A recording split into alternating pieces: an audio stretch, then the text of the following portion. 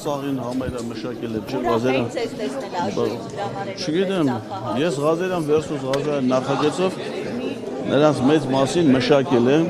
ինձ թվում է այդ ոգևորությունը կարծում եմ այդ մշակման արդյունք։ Իմ կլիենտներն են, դրանք ես դեմ այդ բացի ես դեմ այդ ներքին խմբակցություններ ունեմ, չէ՞, ՔՊ-ի ներսում։ Բա որ եկել է այստեղ չի ինձ ընդունելության չեն արժանացրել, ես բոլոր դեպքերով հաղորդում եմ, չէ՞, տվյալ հանցագործության մասին։ Մինչև Վճռաբեկ դատարան գիտեք քանի շահած դատուն է, վարույթ էր ասկսել։ Իսկ ինչով էր պայմանավորված այդ բուրըն ծափարդյունը այդպես Այդ եմ ասում, Ղազարյան versus Ղազարյան նախագծի իմ կլիենտներն են։ Որ ասում եք ներսում փոխանցություն ունեմ ՔՊ-ի, ովքեր են ձեր։ Այդ այն բոլոր են պատգամավորները, ովքեր ինձ խտրականության ենթադրել հանցանքի կատարելով ընդունելության չեն արժանացրել եւ նախաձեռնվել է վարույթ իմ նկատմամբ այդ վերաբերմունքի համար եւ պետք է ենթարկվեն պատասխանատվության։ Դիսի գործեր հիմա բազում են։ Ես այդ ցուցակ կներկայացնեմ։ Արթուր Հովհաննիսյանի վրա վարույթ կա դատանի օրինական վճիռի չկատարելու մասով Արթուր Հովհաննիսյան եւ Ռուստամ Բաքոյան։ Այդ ՄԻՊ-ի որ Ռուբինյանը ասում է, ինքը ոնց որ հիշում։ Ջայլ տղա, բայց չգիտեմ ինչի հիշողություն լավ չի։ Թագուհի Թովմասյանին պաշտոնից հեռացրել են ՄԻՊ-ի հանձնաժողովի նիստից հետո այդ միջադեպից հետո այդ է ու այդ ժամանակ հələ Հովիկ Աղազարյանը ԿՊ խմբակցությունից էր այդ նիստի ժամանակ ասած որ իրանք հարց են բարձրացնելու Թագուհի Թովմասյանին հեռացնելու ու դրանից հետո Թագուհի Թովմասյանին հեռացան այդ նիստի ժամանակ Ռուստամ Բաքոյանը ու Արթուր Հովհաննիսյանը ցուցաբերած խուլիգանական պահվածքի համար որ վիրավորանքներ են հնչեցրել ման դատանի որոշում կա որ պիտի ներողություն խնդրեն երկուսն էլ ներողությունը չեն խնդրել եւ երկուսով էլ քրեական վարույթ կա նախաձեռնել բտրեք սաղին կլինի ինչպես է վերաբերում Ռուբինյանի այդ առաջարկին, որ եկեք բարեկիրթ աշխատենք, կառուցողական լինենք։ Ես կարծում եմ, որ այդ առաջարկով ինքը հենց իր ելույթով արդեն իր առաջարկը փշրեց, որովհետև այն խոսույթը, որ ինքը բերում անդիմադիր գործիչների նկատմամբ քննադատական չէ, վիրավորանք պարունակող եւ այլն, դա հենց իր ելույթի մեջ ինքը արդեն միջայլոց ինքը այն կերպարներից է, որը կարծում եմ դուք եք շատ ժամանակ շփվել, ձեր միջոցով ենք մենք իրան ճանաչել, ես անձնական շփումներ չեմ ունեցել։ Ինքը այն գործիչներից չի, որ ցուցաբերի հավասարակշռել։ Չէ, որ ունենայիք ձեր թիմակիցների հարցերը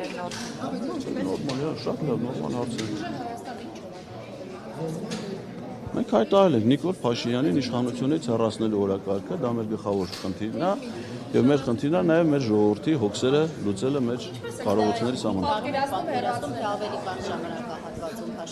Սահմանադրությունը տարբեր ռեժիմներ է նախատեսում, նախ հրաժարական կարալի ցանկացած պահի է սահմանադրության հետևաբար տարբեր հանգամանքներում, տարբեր իրավիճակներում նա ինքը կարող է գիտակցված մոտեցում ցուցաբերի եւ հրաժարական ներկայացնի եւ մենք այդ պահանջը մշտապես ներկայացնում ենք։ Ոչ ինքնակամը ըստ սահմանադրության առաջին հնարավորությունը լինելու է կառավարության ծրագրի քննարկման ժամանակ, որովհետեւ եթե ազգային ժողովը հավանություն չի տալիս կառավարության գործունեության ծրագրին, ապա վարչապետը իրավունքի ուժը չէ, հիմա դուք իրան տենց ես սխալ եմ համարում էլի падգամավորներին որպես մեկ խմբավորում դիտարկելը, որովհետև սահմանադրությամբ յուրաքանչյուր падգամավոր առանձին ներկայացնում ժողով։ Հիմա չգիտենք թե կառավարությունից ծրագիր է ներկայացրել, կարող է այնպիսի ծրագիր ներկայացնի, որ ԿՊ-ում գտնվեն մարդիկ, ովքեր որ դեմ լինեն այդ ծրագրին կապված դրա բովանդակությունից։ Հիմա երբ որ նման դեպք կլինի կամ նման падգամավոր կլինի, որ դեպք կստորագրվի։ Մի քանի օր հետո կարծում եմ այդ առիթը կունենա։ Նիկոլ Փաշինյանի ժողովի փոխոսնակ ձեր տեխնատություններ քննարկվելու հետո պարզ դարձավ, որ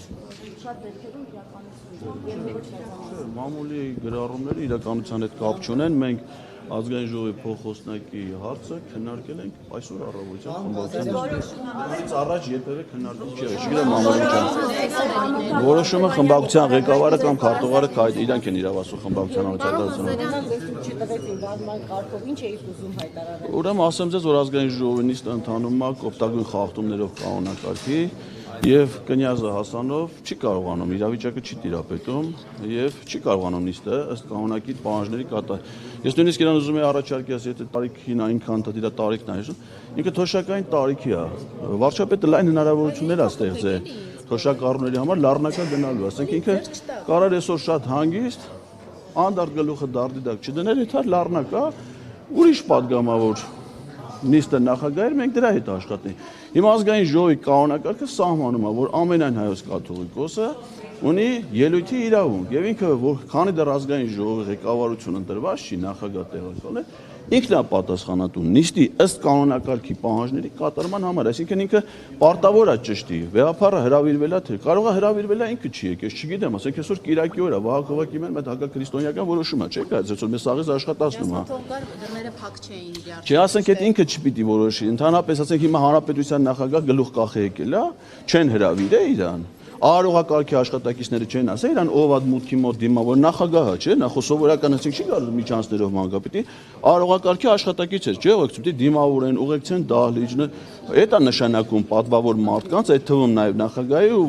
վեհապարի մասնակցություն, այսինքն պետքա ճշտեին։ Միգուցե նորից եմ ասում, Կիրակի օրը, պատարագի օրը ինքը չի ցանկացել գայս, չգիտեմ, բայց հասանով այս պարտավորը պատշաճ տեղեկություն տա, ասի, որ ես ճշտել եմ, վեհապարը նպատակարար չի գտնում իր իրավունքիցով։ Հիմա դա շատ կարևոր է, դա արվել է, թե չի արվել, այսինքն եթե չի արվել, այսինքն խոչընդոտ են ստեղծել վեհապարի իրավունքի իրացմանը, դա անթույլատրելի է, որը դատապարտելի է։ Երկրորդ ասենք օրինակ գրանցել կանոնակարգ հստակ ասում է, գրանցումից հետո падգամավորներն են վարման կարգի վերաբերյալ ելույթի իրավունք, դե շատ 30 վայրկյան է կարծեմ, թե ինչքան բոլոր падգամավորները, ինքը թույլ չի տալի падգամավորները վարման։ Ասում ամեն մի քվեարկությունից առաջ падգամավորներն ունեն վարման կարգի վերաբերյալ, հիմա ասենք թե հաշվեկնիչ հանձնաժողովի քվեարկությունն է դրվում, ես վարման կարգի վերաբերյալ ձայն եմ խնդրում, ինչ այսինքն ակնհայտ կոպտագույն խախտումներով է ընթանում նիստը, չի տիրապետում մարդը, դե հիմա չի կարում թողնի գնա ով է։ Հումորի լավ զգացում ունեք, ինչպես կմեկնաբանեք այն, որ իշխանությունները ծափահարում էին, ընդդիմադիր պատգամավորների անունը երբ կարդում էին,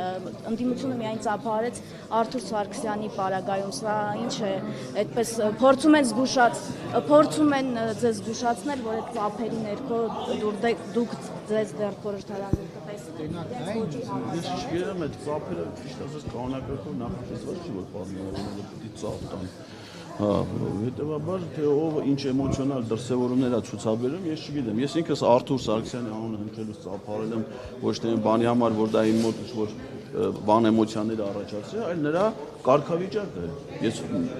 անթույլատրելի եմ եւ այդ հարցն էլ պետքա ճշտվեր Հասանովից։ Պաստորեն ազգային ժողովի գործող 9-րդ գումարման падգամավորը հնարավորություն չունի մասնակցելու նիստի, երբ որ ես որպես 9-րդ գումարման падգամավոր դատախազի նման համաձայնություն չեմ տվել նրան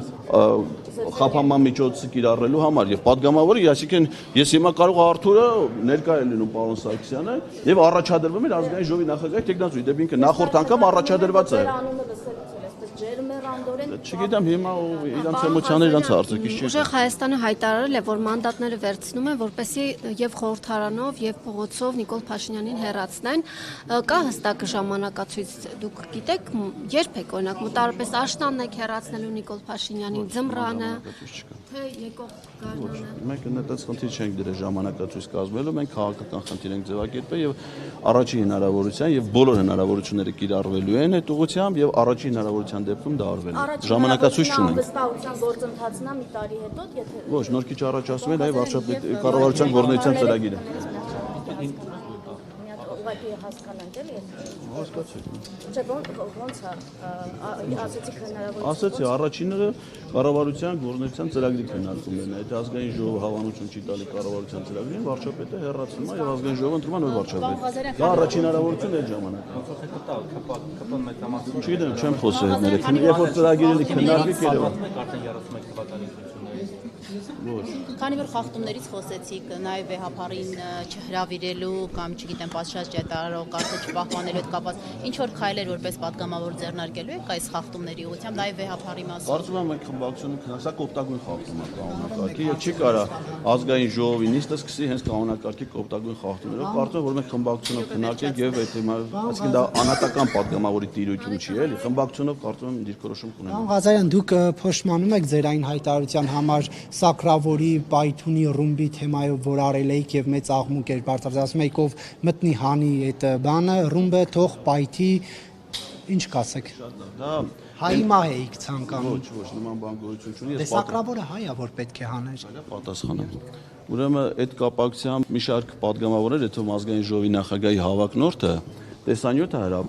ինձ իմ ասեն անձնական վիրավորանքներ հնչեցնելով եւ այլն, ինչի կապակցությամբ ես պատրաստվում եմ քաղաքայցով առաջիկայում դատի տալ վերջնաժամկետը կարծես վաղն է, անպայման կտամ այդ հայցը, որովհետեւ նրանք Ռուբինյանին վիրավորանքի եւ զրպարտության համար, որովհետեւ այն տեսանյութը, որ իրանք մի հատվածը ընդամենը տարածում են, դա հայելի ակումբում 2024 թվականի իմ խոսքից է հատված, այն նույն ժամանակա, եթե նայեք կադրերի հետևի մասում Սրբազանի քայլերթից կադրեր կան, այսինքն Սրբազան շարժման ժամանակաշրջաններ։ Եվ ինչ էր տեղի ունեցել այդ ժամանակ, հանձնարարականն էին տվել հայ սակրավորներին, որպեսզի նրանք այն տարածքները, որոնք հանձնելու են Ադրբեջանին, այդ 4 գյուղերը հարակից տարածքներ, ականազերծեն, նոր հանձնեն Ադրբեջան։ Եթե հիշում եք, ՊՆ-ն նաև հայտարարություն անով, որ հեսա պայթյունները լնելու ոչ, այսինքն ականները պիտի պայթեցնեին, որ նաև թուրքերը լսեին դրա ձայնը։ Ես մինչև այդ հարցազրույցի ժամանակ դիմում եմ մեր սակրավորներին, ասում եմ՝ սիրելի զինվորականներ, սիրելի սակրավորներ, ձեր խնդիրը այդ տարածքները ականապատելն է, ոչ թե ականազերծելն է։ Դուք իրավունք չունեք ապօրինի հրաման կատարելու։ Եթե ձեզ ուղարկում են տարածք, դուք կարող եք նաև տարածք ականազերծեք, եթե դա մեր զինվորների հետագա ռազմական գործողությունների կամ գյուղացիների համար է, որ այդ հողերը մշակեն։ Ձեզ եթե հանձնարարում են, որ դուք գնաք թշնամու առաջ ճանապարհ բացեք, որ նրանք գան մեր երեխեքին սպանեն, այդ ինչ եք անում դուք։ Դա թշնամություն է։ Իսկ թշնամություն անողը պիտի պատժվի։ Այսինքն պայթվեին, ասում են, ասեմ նա ով որ այդ բայց ասում եմ իմաստը դա է, որ սակրավորը ինքը պիտի օրինական էր, այսինքն եթե իրան ասում են դու գնա թշնամու առաջ ճանապարհ բացի, որ ինքը գա հայերին սպանի, այդ գործողություն անողը թշնամություն անի, ինքը պիտի հրաժարվի եթե նա։ Ցանկացել եք հայ սակրավորի մահը։ Գիտեք ինչ, կա զինվորականներ, որոնք բարեխիղճ չեն կատարում իրենց պարտական, հայրենիք են պաշտպանում։ Կան զինվորականներ, ովքեր դավաճանում են հայրենիքը, օգուտ են տալի թշնամական գործողություն։ Նրանք ովքեր դավաճանում են մեր հայրենիքը, արժանի են ամենայն պատժի, իսկ ովքեր պաշտպանում են մեր հայրենիքը։ Պարոն Բազյան, հիշեցրեց Բագրատ Գալստանյանի պատերի տակ գյուլելու մասին արտահայտության մեկնաբանությունը։ Նման արտահայտություն հնչել է, բայց ուրիշ Սրբազան հոր հանդեպ ձեր դիմելաձևի ոչ կոռեկտ Եպիսկոպոս Գալստանյանի մասին։ Դուք ասում եք, որ ձեզ վիրավորել են, օրինակ Ռուբինյանը, մյուսները հայցիկ ներկայացնել, բայց շատերն էլ մեղադրում են ձեզ, որ դուք եք իրենց վիրավորել Facebook-յան գրառումներով եւ այլն, եւ հիմա եթե իրենք օրինակ հարցության կամ համերաշխ աշխատելու կոչ են անում, դուք սրան ոնց եք վերաբերվում։ Օրինակ վերջին գրառումը դուք գրել եք, որ կա Հայաստան խմբակցություն, ուժեղ Հայաստան խմբակցություն եւ Արևմտյան Ադրբեջան, կամ դրանից առաջ օրինակ, չգիտեմ, Աննա Հակոբյանի մասին ասել եք, որ եթե գան իրեն տանեն, պետք է Փաշինյանին տանեն, պետք է իրեն քնեցնեն, նոր տանեն։ Այսպիսի բաներ կա, չէ՞, կարծում որ սա ամեն ինչը կարող է հետո հետևանքներ ունենալ։ Դա սովորական հրապարակախոսություն է եւ եթե հրապարակախոսության մեջ որևէ մեկը վիրավորանք կտեսնող կարող է։ Իջա հետո ասեմ, որ Ալեն Սիմոնյանը իմ դեմ 3 քաղաքացիական հայցա ներկայացրել, Ռոմանոս Պետրոսյանը եւս մեկը։ Դա ինչ է նշանակում։ Այսինքն որտեղ իրանք վիրավորանք տեսնում են, հիմա Ռոմանոս Պետրոսյանը Ղազարյան versus Ղազարյան իրան վերաբերող թողարկումը ըստ սղագրել է եւ որպես վիրավորանք ներկայացրել է քաղաքայց։ Ուզում ասեմ որտեղ իրանք ես չպիտի կարծեմ, լսողը պիտի, եթե որևէ մեկը համարում է, որ հնչեցված խոսքը իր հասցեն վիրավորանք, դա քաղաքացիական հարաբերություն։ Մնացած դեպքերում դա հրապարակախոսություն նորմալ է համարում։ Հրապարակ Որ ենթադրաբար կարող եք վիրավորել։ Ես վիրավորելու մտածություն չունեմ, ես ունեմ հրապարակային խոսք, որը ունի իր առանձնահատկությունը։